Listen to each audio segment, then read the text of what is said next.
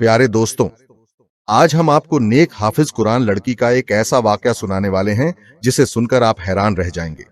क्योंकि जब उस हाफिज कुरान लड़की की वफात हुई तो उसको दफनाने के लिए लोग कब्र खोदने के लिए कब्रिस्तान गए और कब्र खोदने लगे। मगर उस हाफिज कुरान लड़की के कब्र से कुछ ऐसा शर्मनाक और भयानक मामला पेश आया जिसे देखकर लोग हैरान व परेशान रह गए। आखिर उस हाफिज कुरान लड़की ऐसा कौन सा गुनाह किया करती थी जिस गुनाह को करने से उस पर इतनी भयानक और शर्मनाक अजाब नाजिल हुआ? क्योंकि वह एक हाफिज कुरान और नेक परहेजगार लड़की थी, फिर भी अल्लाह का ऐसा अजाब क्यों नाजिल हुआ?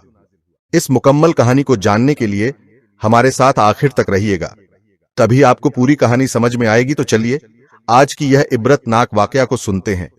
अब्दुल करीम फज्र की नमाज अदा करने के बाद सुबह सुबह कब्रिस्तान की ओर जाने लगा, क्योंकि अब्दुल करीम एक गोरख था। गोरख उर्दू भाषा में कब्र खोदने वाले शख्स को कहते हैं। उस इलाके में जितने भी लोगों की इंतकाल होता, सबकी कब्र अब्दुल करीम ही खोदा करता था। हर बार की तरह अब्दुल करीम को खबर मिल चुकी थी कि मोहल्ले में एक जवान लड़की की वफात हुई है। अब्दुल करीम कब्र खोदने के लिए अपने साजो सामान लेकर घर से निकल पड़ा। मगर अब्दुल करीम जब कब्रिस्तान पहुंचे और बताई हुई जगह पर कब्र खोदने के लिए गया तो उसे अजीब सा महसूस हुआ। अब्दुल करीम को ऐसा लग रहा था जैसे कुछ अनहोनी होने वाला है। उसे अपने वजूद में एक अजीब सी सनसनी महसूस हुई। ऐसा लग रहा था कि जैसे पैरों पर मनो भारी पत्थर रख दिए गए हो। अब्दुल करीम को गुजरता रात ही बता दिया गया था कि एक हाफिज कुरान लड़की की वफात हो चुकी है। इसीलिए मैयत के घर वालों ने कहा था कि जल्दी जल्दी कब्र को खोद देना ताकि तदफिन में किसी तरह की देरी ना हो जाए। गोरख यानी कब्र खोदने वाले की उम्र 40 से 45 साल थी। जब उस नौजवान लड़की की मौत की खबर सुनी तो अब्दुल करीम इन्ना लिल्लाह वह इन्ना अल्लाह राजन पढ़ने लगा और कहने लगा कि मेरे मालिक, मुझे यकीन है कि यह तेरी बहुत ही नेक बंदी होगी। मैं खुशनसीब हूं कि एक नेक मैयत एक हाफिज कुरान लड़की की कब्र को अपने हाथों से खोदूंगा। बस इस नेकी के बदले मेरे गुनाहों को माफ कर देना जो मैंने जाने अनजाने में किया हूं। अब्दुल करीम अपना काम चालू कर दिया, यानी कब्र खोदना चालू कर दिया। मगर जो बात उसे अजीब लग रही थी वह उसके दिल की बेचैनी थी। आज से पहले जब कभी भी वह कब्र खोदने के लिए जाता था तो इस तरह का कुछ भी महसूस नहीं होता था। अब्दुल करीम का कदम भारी हो चुका था। अब्दुल करीम यही सोच रहा था कि पहले भी उसने इस कब्रिस्तान में सैकड़ों कब्र खोदा था, लेकिन उसे जमीन पहले से ज्यादा सख्त महसूस होने लगी थी। कई मर्तबा उसने औजार मारे, लेकिन पत्थर ही पत्थर निकलकर सामने आ रहे थे। अब्दुल करीम यही समझ रहा था कि शायद यह जमीन पत्थरीली है। इसलिए अब्दुल करीम ने सोचा कि चलो थोड़ा दूसरी जगह में कब्र खोदता हूं, शायद वहां पर पत्थर ना हो। लेकिन जैसे ही दूसरी जानिब से कब्र खोदना शुरू की तो उसके सामने ऐसा मंजर आया जिसे देखकर अब्दुल करीम पसीना पसीना हो गया।